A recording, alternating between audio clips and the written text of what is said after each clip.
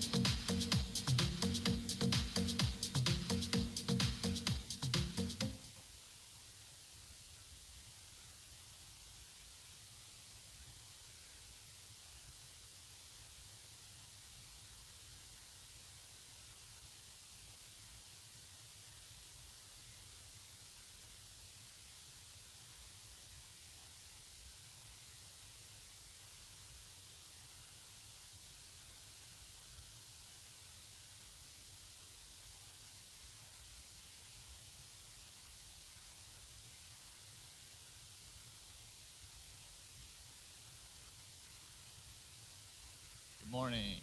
All right, good morning. Y'all can do better than that. Good morning. There we go. All right, welcome to Timberlakes Baptist Church. My name is Kyle. I am one of the Sunday school leaders for the Young Adult Sunday School or Life Group um, upstairs in the back corner. Um, Today, uh, we're glad to have any guests here. Um, I'm going to. I think we have two announcements. Today, after church, we're going to have a quick business meeting, and tomorrow is women's Bible study at 7. Right? 7. Okay. So we're just glad to have everybody here today, and we're excited to have a great day at worship. I'm not sure what's going on here. Brian's keeping it top secret with all the seating, so I'm not sure about that. But I'm assuming we're going to find out pretty quickly. So glad to have everybody here. Let's open up with a quick word of prayer. Father God, we just thank you for allowing us to be here to worship you freely, Lord, and we just thank you for all that you do for us, and we just ask that you speak through Pastor Brian today, Lord, and just let everybody here just have a great day of worship with you, Lord. It's in your name we pray. Amen.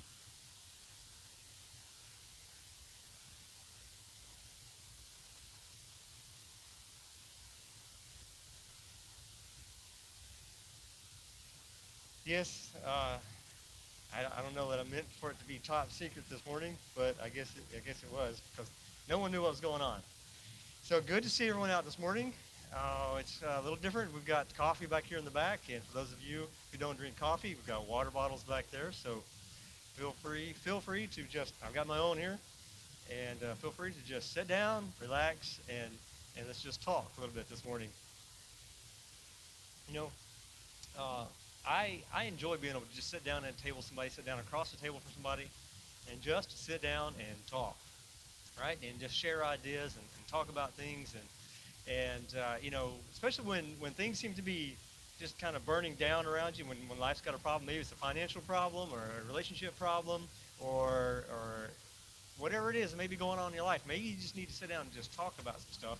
Yeah, I enjoy being able to sit down and just shoot back and forth with each other, sitting at a bar and or at a table, and I don't drink coffee. I drink water or hot chocolate or pretty much anything but coffee. But I know when we lived in Arkansas, Stacy had a friend from church that would come over every, every once in a while, a lot, and they just sit down at the bar with each other, across from each other, and they would just talk, and maybe be having problems with kids or problems with this or maybe a problem with the husband. I can't imagine that, but maybe problems at home or whatever it is, that maybe have a tough time. Maybe it's financial or whatever, and they would just sit and talk. But most of all, they would just sit and they would talk about something they uh, heard at church, something during on Sunday morning, something on Wednesday night. She was one of the youth leaders while I was a youth pastor,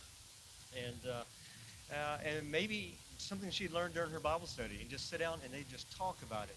And it was great to see because she had that person too. I had some pastor friends and other friends that where I could sit down and talk to, and it was good to see that she had a friend to come over and sit down and just talk through things with, and you just sit back and listen, and you just see them pouring wisdom back and forth on each other, something that one had experienced that the other was about to go through or was going through, and be able to help each other out and sharing those burdens and sharing those things and share life together. And that is a great thing to have, and I hope you've got that.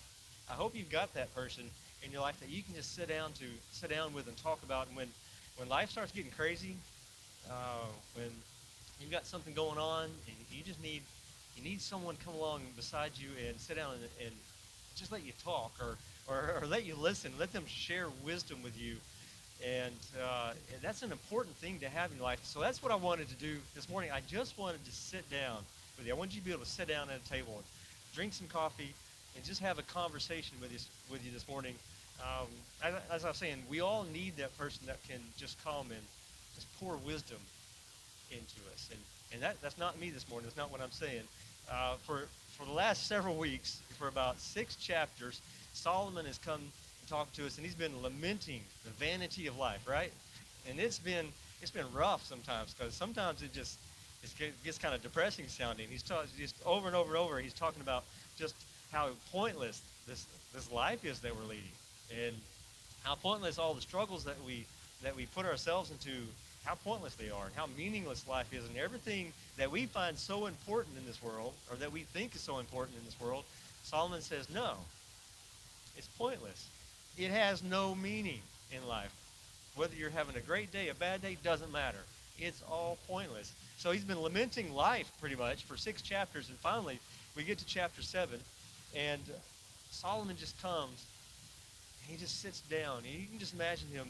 Maybe you got an old wise uncle or a grandfather or someone like that would just come and sit down with you and talk to you and just share life experiences with you. And that's basically what he does when he gets to chapter 7. He just wants to come and sit down and say, hey, let's talk. Get you a cup of coffee. Get you a bottle of water, something. And let's just sit down and talk. I want to share wisdom with you. I want to share with you some of the things that I've learned in life.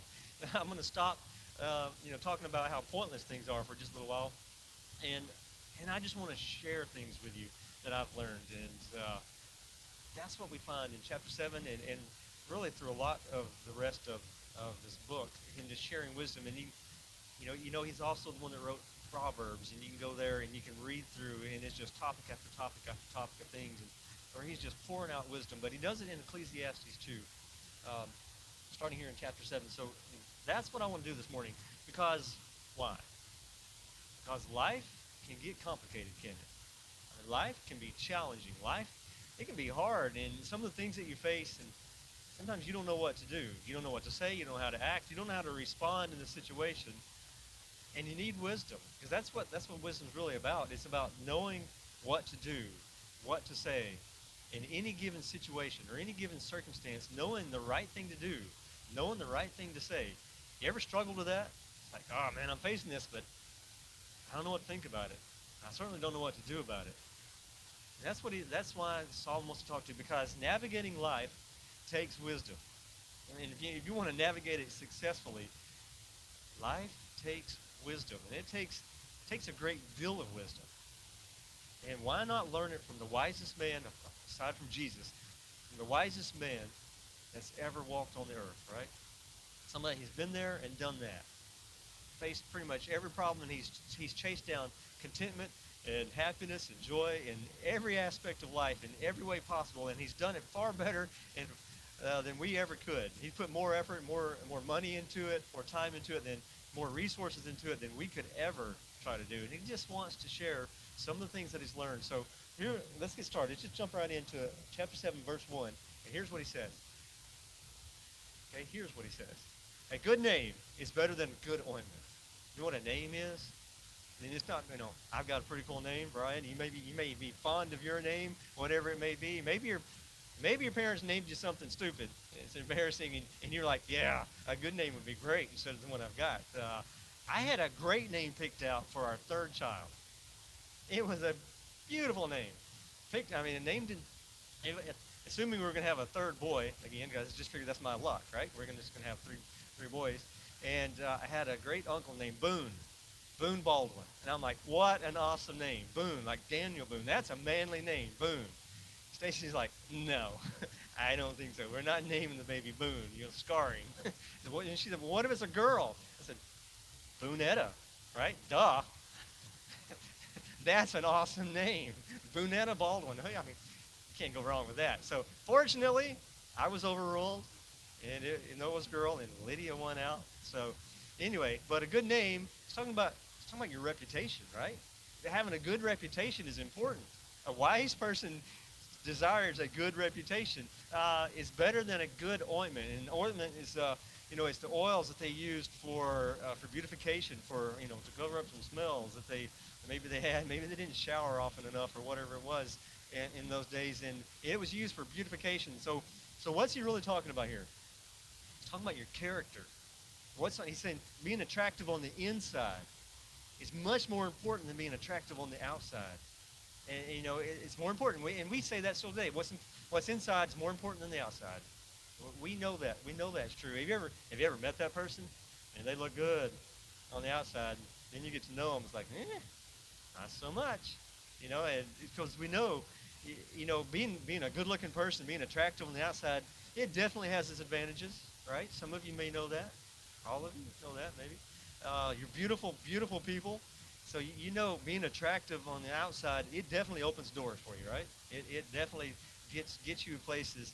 But if you're not attractive on the inside, that attractiveness on the outside will only take you so far. You know that? It might score you that interview. If you're an attractive young lady and you have an interview with a man, and he may just give you that second interview or give you that job, but eventually, if you're ugly on the inside, that's going to come out. It's going to come to the surface eventually. And he's saying a wise person understands the value of character. Character is so important in life. And just think about all the things that encompasses your character. And it's something that I try to teach, or I'm trying to teach, my kids. I want them to understand the importance of character. And we kind of made this list several weeks ago of character traits, and tried to just think of everything I could that started with the letter C, just to remind, just make it easier to come up with and to remember. And man, there's so many things that play into our character. Compassion, caring, considerate, and it just goes on and on and on. But it's talking about your integrity and kindness, and all of these things are important things of your character. And he said that's what's so important. That's more important than anything that you can do. And I look at all the things that we do to enhance our outward appearance or our physical attractiveness. How many of us took a shower this morning, or maybe last night if you needed to save some time? Okay, those didn't raise your hand. We have a table over here. Maybe you need to go sit at. All the soaps and conditioners and shampoos, and which I don't have tomorrow, but that's great. Colognes, perfumes, and all those things that we do to make ourselves smell good. And you fix your hair, you put on nice clothes, you buy nice clothes, and maybe ladies, you do your makeup, and all the things that we do to make ourselves more attractive. We diet, right? Get a little more aggressive here. We go on diets.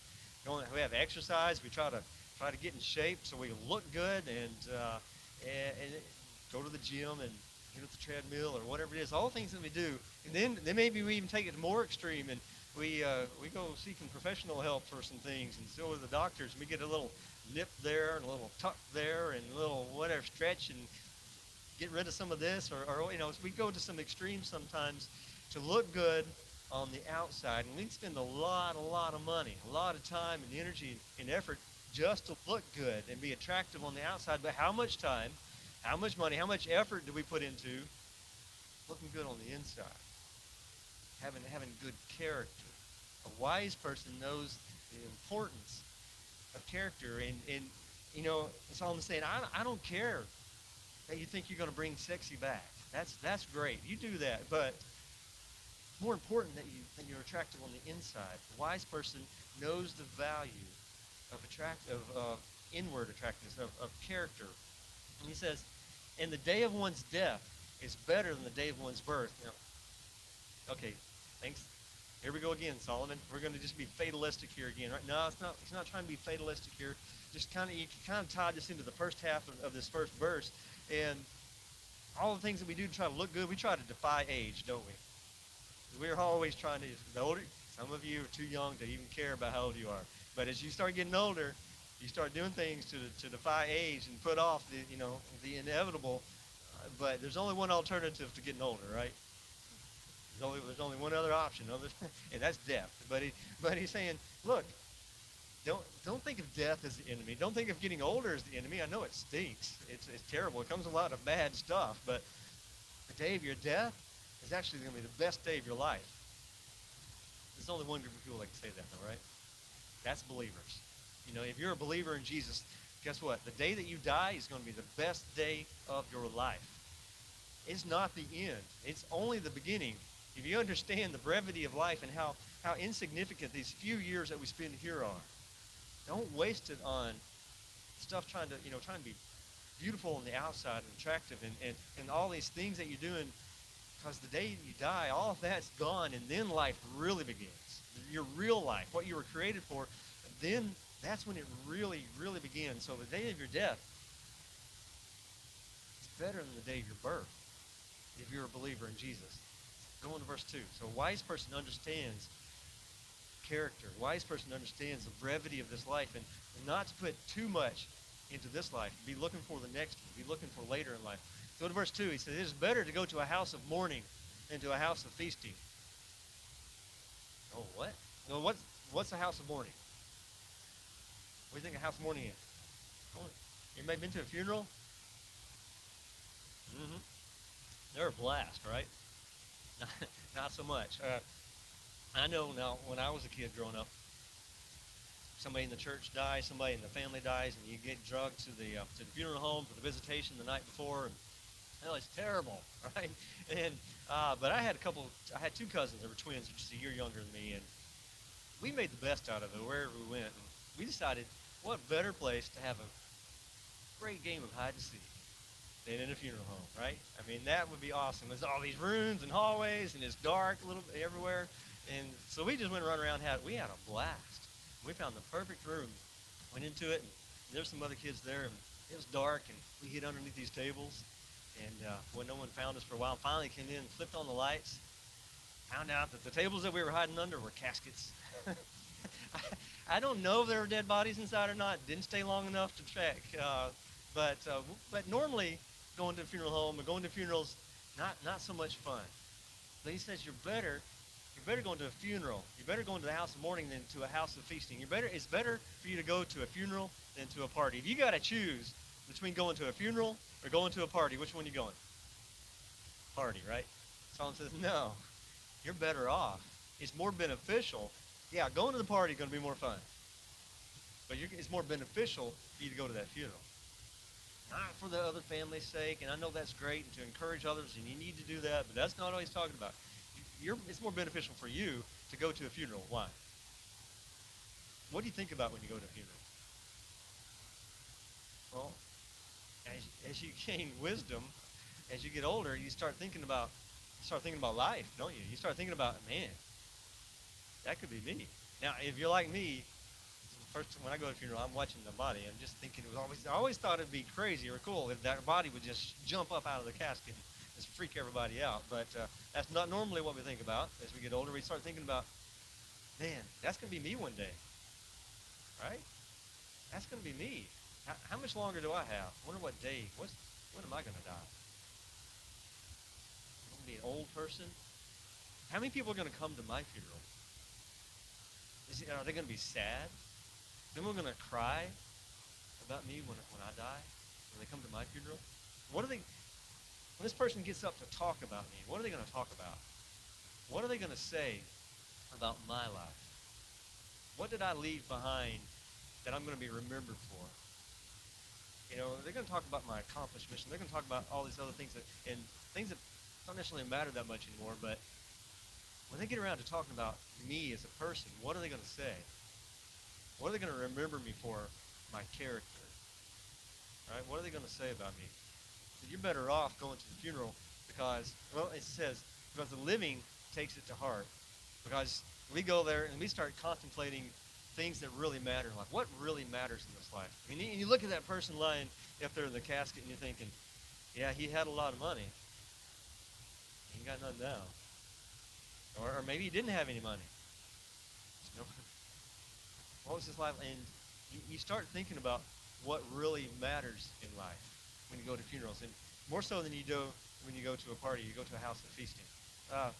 So a wise person understands and finds out what's important in life. So he's saying, figure out what's important in life. Focus on the inside. Focus on your character more than you do on the outside appearance of things. Understand what's important in life. Go to verse 3. It says, sorrow is better than laughter. For when a face is sad, the heart may be happy. Sorrow. Has anyone ever thought being sad was better than being happy? Has anybody ever thought of sorrow as being better than laughter? Why? And how on earth is sorrow be better than laughter? What do you mean by sorrow? It's talking about pain. It's talking about suffering. It's talking about grief, loss. You ever faced any of that in life? Ever had any pain? Ever had any failures? Any fears? Any suffered any loss in your life? Of whatever it may be. Maybe physical, maybe life, or it may be not yours, but a loved one. Maybe financial loss, or relationship loss, or whatever it is. Those are times of sorrow. He says, why is that better than laughter? Again, he's not saying it's more enjoyable. He's not saying that you necessarily want to seek out sorrow. But he's just saying, when he says it's better, he's saying it's more beneficial. A bad day for you is more beneficial sometimes than a good day. How so? I've discovered that in the worst days of my life, in my biggest failures, is when I learned the most about myself, when I learned the most about life, when I've learned the most about other people. Sorrow has a way of pointing out things, bringing things to the surface. But think about it in your own life, in your own weaknesses, in your struggle with sin, in your struggle with whatever it may be, character, attitude, personality, jealousy, greed, anger, whatever. We've all got an issue that we struggle with, don't we? All of us. We especially have that one thing that we all just struggle with. We try to hide it. We try to suppress it. We try to keep it down. But you know what? You let a bad day come around. You let things fall apart in your life. Guess what's going to rise to the top? Whatever it is that you're struggling with. Maybe it's lust. Maybe it's greed. Maybe it's anger. Maybe it's jealousy, bitterness. Whatever it is.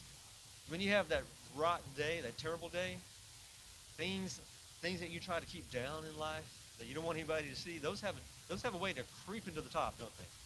And exposing themselves. So in that way, a bad day is better than a great day, because in the bad days, you see your flaws, because sometimes they just rise to the top and they're just like, hello, I'm still here. I know you've been trying to hide me and keep me suppressed, but yeah, your anger problem, still here. Your jealousy problem, still here. Your greed problem, still here. I'm still here. Whatever it is that's going on, let a bad day come around and all those issues will rise to the top. So that's why he says sorrow is better than laughter. The mind of the wise is in the house of mourning, while the mind of the fools are in the house of pleasure. Here we are, back to the funeral again, right? The house of mourning, house of sadness. He's talking about how you react when your day falls apart, when your life goes. He said you're better off going to the house of mourning. You're better off going, he's not saying going to a funeral necessarily, but he's saying surround yourself with godly people. Surround yourself with people that are going to pray for you and care for you and care about you. Go to Jesus. Go to God. Go to the right spot. Go to the right place. It's better than going to the house of pleasure, because when we face problems like that, when you have that bad day, where do you go? Something something bad happens in your life. You have that day, when you get that phone call, or you have that relationship falls apart, or finances come crashing down, and life smacks you in the face, or whatever it is. Where do you go? Some people, they go to people. They go to people that care about them. They go to people that love them, that will pray for them, pray and encourage them. They go to God. Some people go to the bar.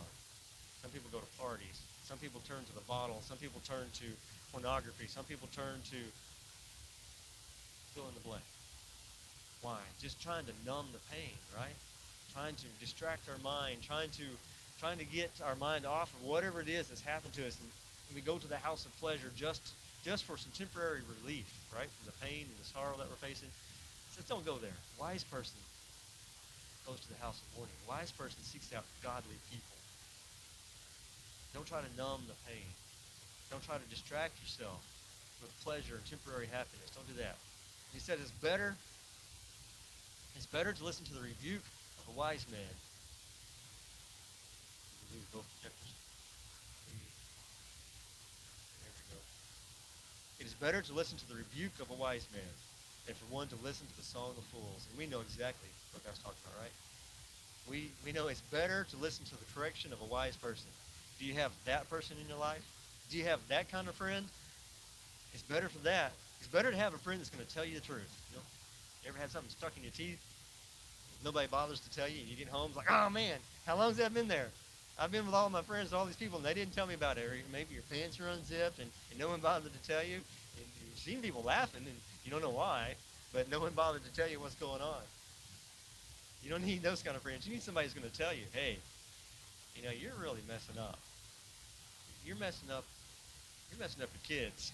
You're messing up your marriage. You're messing up your life. You're headed down a road. You're headed down the road that I don't think is going to be good for you. Don't go there. You need that kind of friend. You don't need somebody to say, oh man, you're doing great. And meanwhile, like I said, life is burning down around you. Your relationships are a mess. Your finances are a mess, or whatever it is. And they're like, oh, you're great. No problems. You're good. Having yes men around you, right? Somebody just makes you feel good about yourself. And that's great. We enjoy having those people around us. Somebody build us up and make us feel good about ourselves. But we need real friends in life. Somebody's going to tell us the truth. So a wise person would rather hear the truth than just flattery, right? A wise person seeks the truth. A wise person wants to know when they're messing up. A wise person seeks correction. We avoid it pretty much at all costs, right? Think about your children. What happens if you don't seek to correct them and steer their life? Man, you must not care about them. We spend a lot of time pouring into our kids for maybe their sports, their hobbies, their friends, or their education, or their looks, their appearances, their cars, their clothes, or all these things. Are you offering them correction? Yeah, they're not going to like it. They don't want to hear it. But it's your job as a parent. Teens, listen to me. It's your parents' job to raise you, to pour wisdom into you. They want you to have a good life. They want you to be happy. But more importantly, they want you to be wise. They want you to understand life. They want you to understand what's important about life. They want you to know that character is more important. What you look like on the inside is more important than what you look like on the outside. If you know what you look like on the outside, it's going to change. It is. And a parent that loves you, that cares about you, is going to correct you. A friend that loves you, that cares about you, is going to point out when maybe you're messing some things up. Yes, a wise person seeks correction. A wise person understands they have a need for that. Look at verse 6. This is probably my favorite verse in this whole passage that we're doing this morning. It says, for as the crackling of the thorn bushes under a pot, so is the laughter of the fool. And this too is futility. You know what crackling is? It's the sound that wood makes when it's burning, right? Crackling. Wow, I like the sound of a nice fireplace, right? sitting in the living room and listen to it, or maybe outside around a fire pit or a brush pile. And you listen, you get this small fire and just crackling and popping, and sitting around that. That's pleasurable, or whatever. You know, it's summer. We don't won't be or coming up on summer. We won't be doing that a whole lot, but but that's enjoyable. Hearing that wood burn and I was on the fire department. Where's Cody? There's it. Yeah, there's the crackling of a house that's burning down. That's impressive. The crackling and hissing. That wood and structure just crumbling and that's impressive. Or a wildfire. There's some crackling and popping there, but the crackling of thorn bushes, the sound that wood makes when it's burning. uh, for us, the crackling of the thorn bushes under a pot. So is the laughter of a fool. You know what laughter is? It's the sound a fool makes when their life is burning down. When their relationship is on fire. And they're like, huh? Oh, well, okay. Ha! You know, a fool doesn't laugh when they're on fire, do they? What's a fool do? I mean, a wise person doesn't laugh when their life is when they're on fire. You ever been on fire before? I haven't, but I can't imagine it's any fun. Uh, but a wise person doesn't laugh. A wise person screams, "I'm on fire!" And they stop, drop, and roll, right? That's what you're supposed to do when you catch on fire. If you saw somebody on fire and they're like, "Whew, well, that's cool," then you ought to do something about that. You would think, well, you're an idiot, right? But how many of us do that with our life? We see our finances starting to burn. We see relationships burning down around us. We see life burning down around us, but we're like, I'll do something about that one of these days. Or maybe I ought to do something about that. Or, yeah, I'm pretty sure it'll go out on its own. I think it's going to work out. Everything's going to be all right. Don't worry about it. That's a foolish thing. How many relationships could have been saved? We just acknowledged the problem when we saw the smoke, right? How many marriages could have been saved if we addressed the problem when we saw the smoke? How many problems could you have avoided in your life if you had addressed it at the beginning when you saw the smoke and we fixed the problem then? How many problems could we have avoided in our life? So a wise person doesn't laugh, doesn't ignore the problems that got in their life. A wise person addresses the issues that they've got in their life. So if you see character issues in your life, what are you going to do about it? Are you just going to assume it's going to get better? If you see that you put all of your focus and your hopes into this world, knowing how short it is, and that you're not putting any thought into eternity, there's smoke in your life. If you're putting all your thoughts and all your effort into things that don't matter, there's smoke in your life. If you've got relationships, if you've got problems, and you've got issues, and again, let's just go back to this character issue. If you're running to the wrong places when problems come, that's smoke. If we look close enough, you will find some smoke in your life. You've got some things that need to be addressed. You've got issues, and it requires wisdom. You need people around you that maybe you don't see the smoke. Do you have people around you that can see the smoke, or that will tell you, "Hey, Kyle, I see some smoke in your life. Man, you better put it out. It's going to burn. It's going to burn your life down. It's going to burn this down in your life." Do you have that person that will do that? Wise person. This is what Solomon's just wanting to pour wisdom into your life. He just wants to sit down with you, have a cup of coffee, and say, "Listen, and I've been there, done that. Let me share with you the end result of it. What's going to be?" Just do a little recap here of all the things that he's talked about. Focus on the inside rather than the outside. That's what a wise person does. A wise person understands the brevity of this life. A wise person, he takes the effort to figure out what's important and what's not in life. A wise person understands that pain can be the greatest teacher of all. Pain is unavoidable in life. You're going to go through it. The question is, will you learn anything from it? Will you learn anything from it? A wise person surrounds himself with godly people. Somebody that will tell them the truth about life. Somebody's going to be there to encourage them. Pray for them. Lift them up. A wise person chooses real friends that speak truth into you. Let me ask you a question. Do you have that person? Think about it right now. Who is the person? Who's your real friend? Somebody that's going to speak truth into you. Somebody that's speak wisdom into you. Not just tell you where you're messing up, but somebody that's just going to just pour wisdom into your life. Listen, maybe it's a parent, maybe it's a grandparent, maybe it's an aunt or an uncle, or maybe it's just a friend, a really wise friend that you have. You have that person that's going to speak wisdom into your life. You need that person. You need that person. Deal with on this one. Gotta go back through the list. Deal with your weaknesses before they become problems, before they become disasters. Okay, deal with them. Look at what he said. Okay, Proverbs chapter 3. We're going to go through some verses just real quick here. Right here. How blessed is the man who finds wisdom and the man who gains understanding. Solomon saying, look, I understand the vanity of life, and I understand the value of wisdom. And look at the value in these few verses I'm going to show you here, just real quickly. I want you to look for the value in wisdom. How blessed is the man who finds wisdom. I'm talking about being happy. For her profit is better than profit of silver, and her gain is better than fine gold. So happiness, profit, gain. She is more precious than jewels. And nothing you desire compares with her. Wisdom. How valuable is wisdom to you? Long life is in her right hand, and in her left hand are riches and honor. Her ways are pleasant ways, and all her paths are peace. She is like a tree of life to those who take hold of her, and happy are all who hold her fast.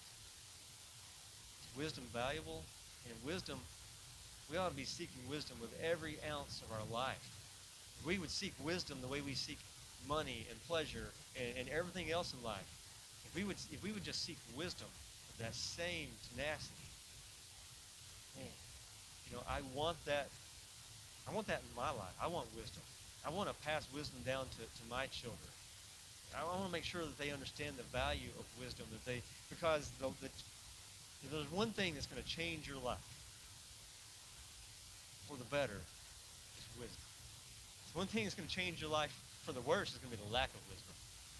Wisdom is to be desired above all things in your life. Are you pursuing wisdom in your life, or are you just kind of letting things happen? Letting the smoke rise, letting things burn down? Are you seeking wisdom? Are you seeking out people who are wise in your life? Because your life is going to be infinitely better with wisdom. Parents, your job is to pass down wisdom. We'll talk more about that next week. Pass down wisdom to your kids. I want my children to be wise. Young men, listen, there are enough boys in this world. You know what? There are enough boys in this world. There are boys of every age. There are little boys, elementary, junior high school boys, college boys, middle-aged boys, and there are old boys. The world's is saturated with boys. What the world needs are men. One of the biggest differences between a man and a boy is wisdom. You need wisdom. Young ladies, we've got just about enough girls too. All right? We need some young ladies. We need some young ladies in this world. Wisdom. Proverbs 31. I think some of you ladies may have gone. Wisdom will change your life. So be wise about life. Seek wisdom. Now, God, where does wisdom come from? Wisdom comes from God, right? All wisdom comes from God. But he teaches it to us in a few different ways. Number one is pain. We talked about that a little bit while ago, right? That's probably my least favorite way to gain wisdom, but it's a very valuable tool. And like I said, you probably learn more from pain than you do any other thing in life, from your failures or from your mistakes. But learn from the mistakes of others. That's another way to learn from pain, right? That's where prayer. You can learn. This is the easiest. This is probably my favorite way to gain wisdom. Just pray. Ask for wisdom. God wants you to ask for wisdom. Do you desire wisdom? Just ask for it. God's willing to pour it out. It doesn't happen. It's probably my favorite way, not the most common, that God just pours out wisdom on you. He did it for Solomon. I don't know that he's done it for anybody else in that extent. But yes, God is willing to pour out wisdom to you, to give you wisdom. It may make you learn it in other ways, but through pain and through prayer. Just pray, ask God for wisdom. God, I'm facing this issue in my life. I've got this problem in my life. I've got smoke, or maybe I've got fire in this problem. I need wisdom, God. I need to know what to do. I need to know what to say. I need to know how to handle this issue. Through pain, through prayer, lastly through people. Again, you need wise people in your life. And, a lot of times, let's face it, we hang out with a bunch of dummies, don't we? It makes us feel good when we're the smartest person in the room. But if you find yourself as the smartest person in the room, you're either very arrogant or stupid, because you're surrounding yourself with dummies. It's only going to make you dumber. All right? You need wisdom. You need to surround yourself with wise people. You need to have people around you who are more experienced than you, wiser than you. People have been there. People have done that. People that understand what you're about to go through or what you are going through. You need wise people in your life. So maybe you can learn from them instead of making your own mistakes. All right? Listen, you can't make every mistake in life yourself. You just can't do it. It'll kill you. All right? You need to learn from other people's mistakes. You need to have people that are willing to point out issues in your life. You need people. Here's what, you've probably heard this saying before. Might not know who said it. It said, if I have seen further than others, it is by standing upon the shoulders of giants. Learn from the wisdom of others. Okay? Learn from the wisdom of others. How are you going to do that? How are you going to put this into practice? Number one, pray. All right? Pray. You want wisdom? Start with prayer. I'm going to move that for me. Y'all come up as the worship team is getting ready to come up. Number one, pray. Okay? Number two, get into God's Word. That's where wisdom is, right? I want to challenge you to read the book of Proverbs. Okay? And that's a lot of reading. There's a lot of random stuff just thrown. It seems like it changes directions every other verse, right? Some good reading in there. A lot of wisdom. Read the book of Proverbs. And here's my challenge for you this week, okay? Are you ready? I just want you to read the first 6 chapters between now and next Sunday. We're going to have a test, so make sure you read it, all right? Just read the first 6 chapters of the book of Proverbs, all right? Surround yourself with people. First pray, and I want you to read. Get into God's Word. Then I want you to find people. I need you to find these people that you can do life with, that can pour wisdom into your life. Most of us, let's face it, most of us gather here together for about 1 hour a week, right? And that's the extent of our fellowship with believers, isn't it? Maybe 1 hour a week. A little long, a little more if I go long, right? Some of us, a few of us, maybe sitting in Bob's class over here Sunday morning. A few of us meeting up with Kyle and Anna in the morning for another hour. Pay no attention to the circus behind you. Right here. Okay? Right here. Most of us we're not getting that fellowship. We're not getting that wisdom poured into us. Yet we're sitting here and we're listening maybe to 30, 40 minutes of a sermon. We'll spend 15, 20 minutes worshiping. That's all we're getting. Are we spending time in God's Word, but are we also spending time with God's people? Take advantage of the opportunities that you have. Ladies, meeting at the Thompson's house tomorrow night. Great opportunity to pour wisdom into each other and share wisdom and hear wisdom. Maybe soak up some wisdom.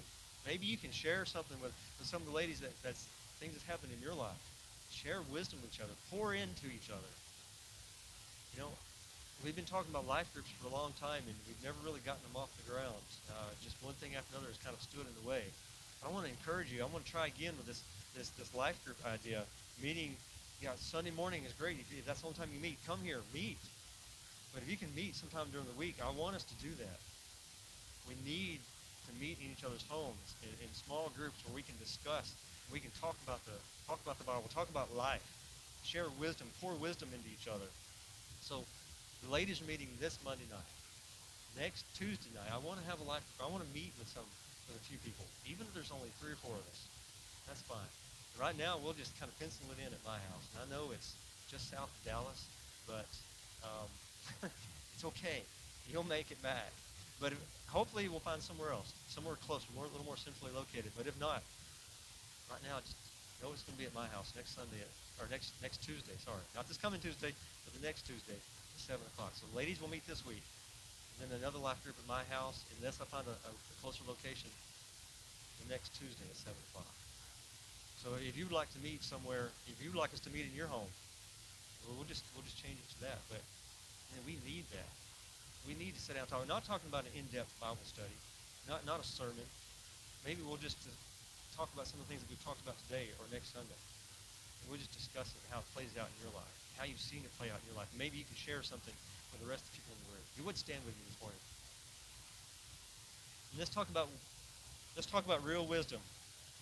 Real wisdom understands that this life is short and that there's more to life after this.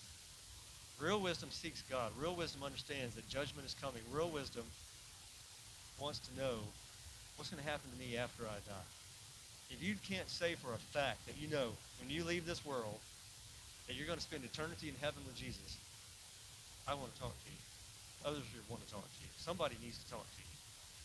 I'd love to share with you how you can have eternity in heaven with God through Jesus Christ by the price that he paid for you. And I would love to share that with you this morning. If you've got another need, maybe you need prayer, maybe you've seen some smoke in your life, start with prayer. Let's pray about it. I'd love to pray with you about it. Bring somebody else up here to the front or over to the side. Start with praying about it this morning. And then lead us in prayers. Be ready to worship. God, we thank you so much for who you are. We thank you for what you've done in our life. God, we thank you for the wisdom that you are trying to pour into our lives, that you want so desperately to pour into our lives, God. Thank you for your love. Thank you for your sacrifice. Thank you, God, for Jesus who died on the cross for us. Just thank you for this church. And we just lift up our burdens to you. We lift up our desire for wisdom to you this morning. We just pray that, God, you would just pour it out on us and teach us wisdom, God. Forgive us of our sins, God, in Jesus' name. Amen. Let's worship this morning.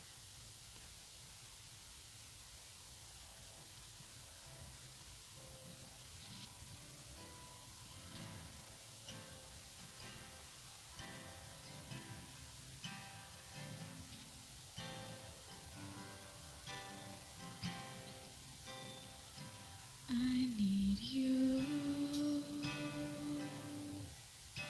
to soften my heart and break me apart. I need you to open my eyes to see that you're shaping my life. All I am, I surrender. Give me faith to trust what you say, that you're good and your love is great. I'm broken inside, I give you my life.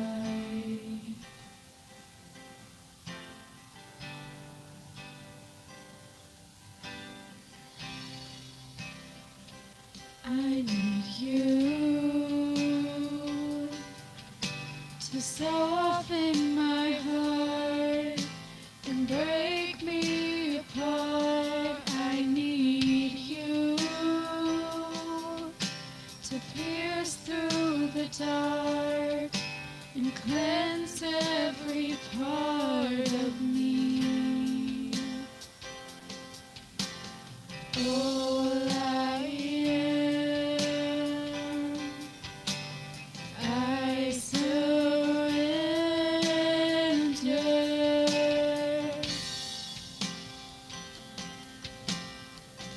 Give me faith to trust what you say, that you're good and your love is great.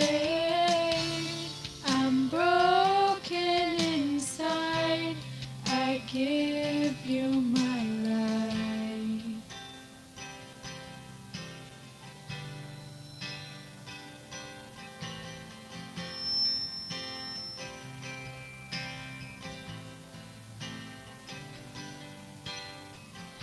I may be weak, but your spirit's strong in me. My flesh may fail, my God, you never will. I may be weak, but your spirit's strong in me. My flesh may fail, my God, you never will. Give me faith to trust what you say, that you're good and your love is great. I'm broken inside, I give you my life.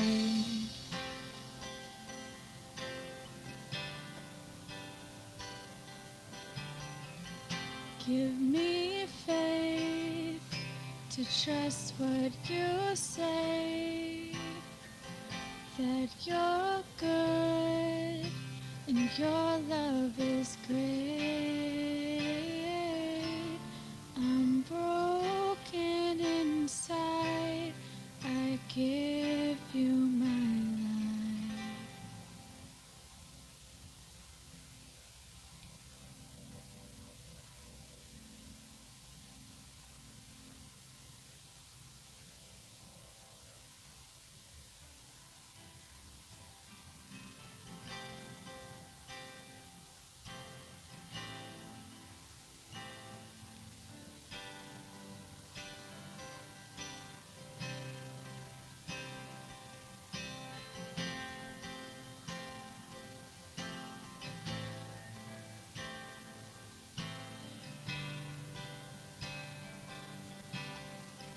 I see your face in every sunrise.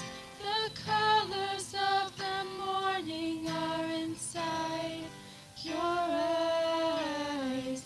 The world awakens in the light of the day. I look up to the sky and say, you're beautiful.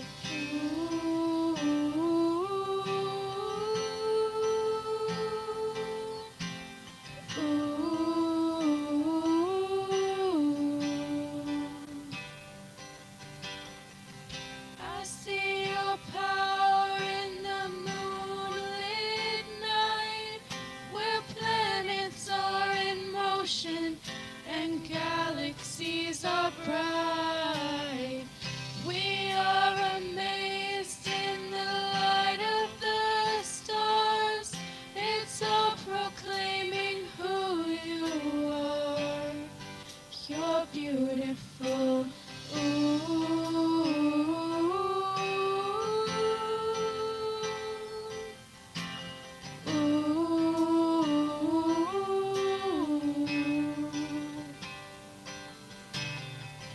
I see you there hanging on a tree. You bled and then you died and then you rose again for me. Now you are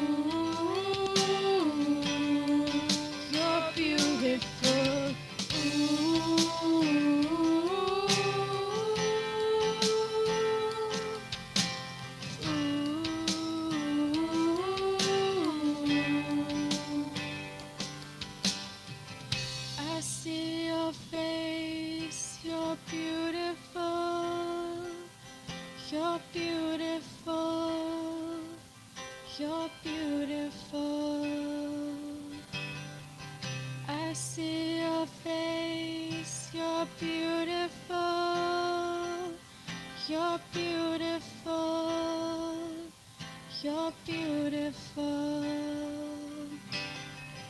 I see your face.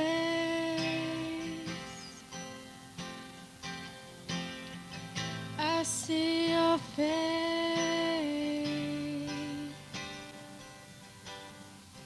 I see your face. You're beautiful. You're beautiful. God, you're beautiful.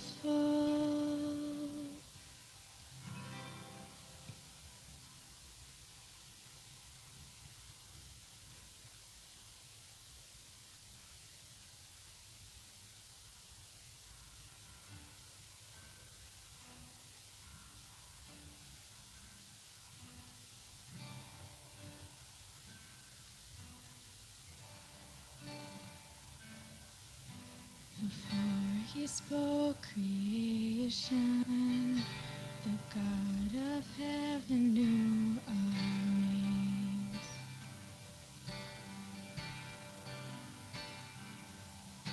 Enthroned in his reflection, we are his glory on display. And his heart is good, he is always kind. With the cross he proved, he is on my side. We are the sons, we are the daughters of God. No matter where we go, we're close to the Father's heart. And though we stumble, he will not let us fall. We are the Lord's, and he will never forsake his own. We are the sons, we are the daughters of God.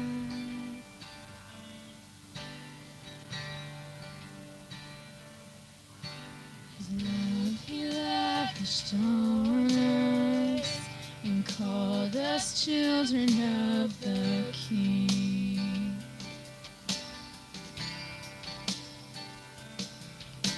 And in his love and kindness, he chose the lowly and the weak. And his heart is good, he is always kind. With the cross he proved, he is on my side.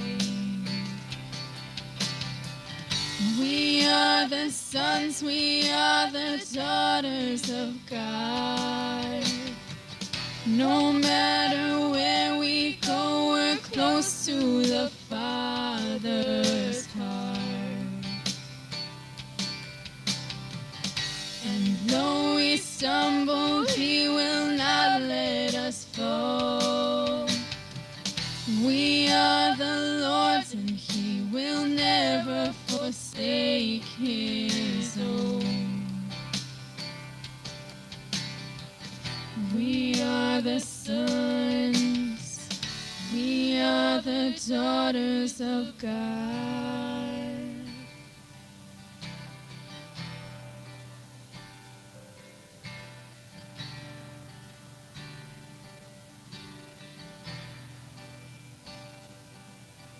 When the lies speak louder than the truth,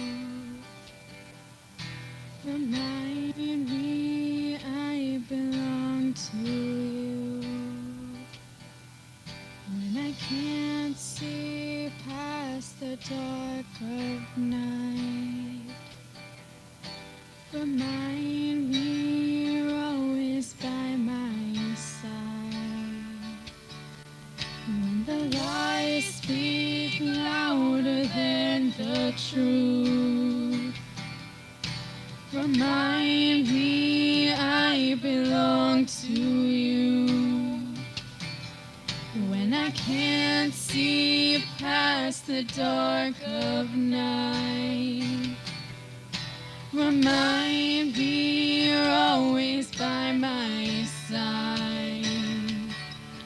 When the lies speak louder than the truth, remind me I belong to you. When I can't see past the dark of night, remind me you're always by my side. You're by my side.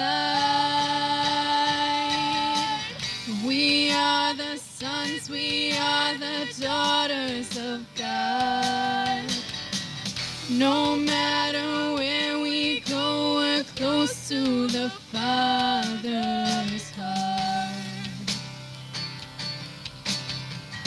And though we stumble, He will not let us fall. We are the Lord's, and He will never forsake His own. We are the sons, we are the daughters of God.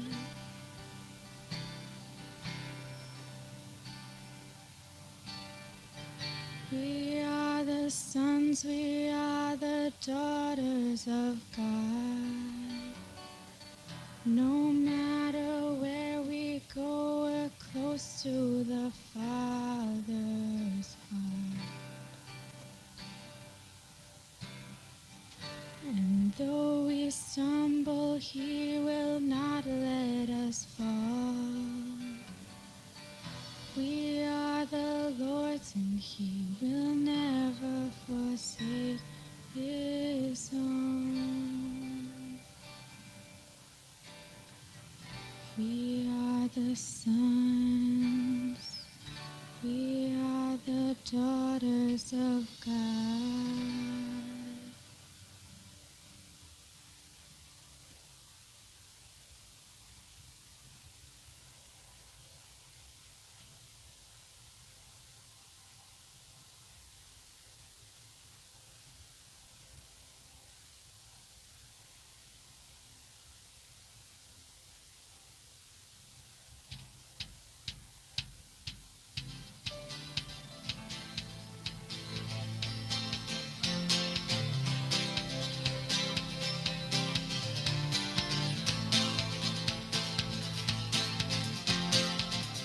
When you found me, I was so blind. My sin was before me, I was swallowed by pride. But out of the darkness you brought me to your light.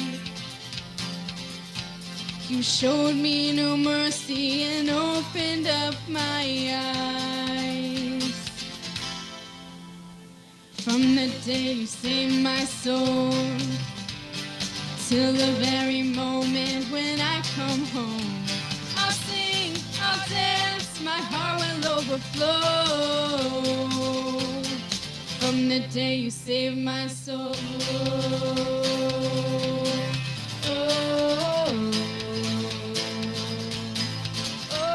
When brilliant light is all around, and endless joy is the only sound. Oh, rest my heart forever now. Oh, in your arms I'll always be found. From the day you saved my soul till the very moment when I come home, I'll sing, I'll dance, my heart will overflow. From the day you saved my soul.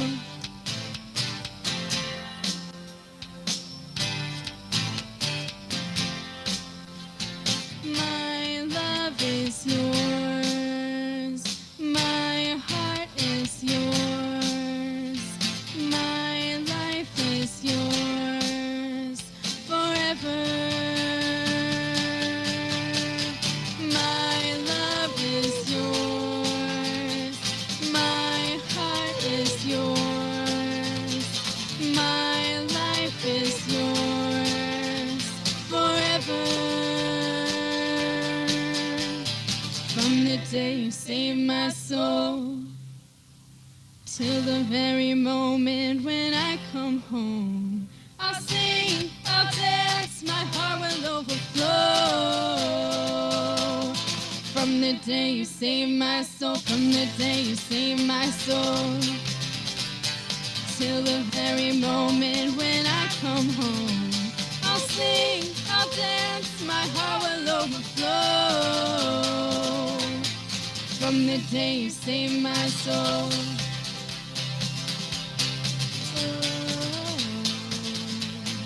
From the day you saved my soul.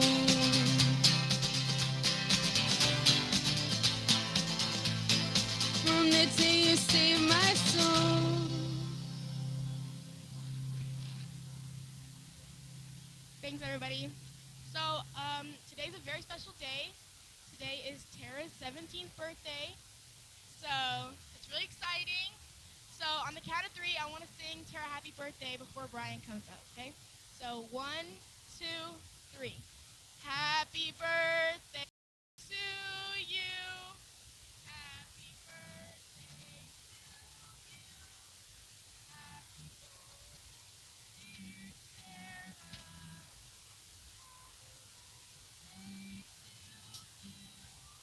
Woo! Okay, thanks, guys. All right. She's getting old. We'll help her get down the steps when we get done here. Maybe get a wheelchair for her, something like that. So, all right. Thank you so much for being here today. It's been fun. I hope you enjoyed sitting at the tables because we're going to do it again next week. So, so I hope you enjoyed it. But again, feel free to get you some coffee or drink or water or whatever. Sit at it next week, and we'll just do a little more wisdom conversations with Solomon. Is what I'm calling it. So have another conversation with Solomon next week. So don't forget, in just a couple minutes, I have just a real short business meeting for you. I've got some papers we need to pass out. I need to get some help with that. So if you need to leave, that's fine. Go ahead, but give me about 5 minutes to regroup and get some papers passed out, and we'll start that. All right. Thank you again for being here. And don't forget, ladies, what time tomorrow night? 7 o'clock. Where? At the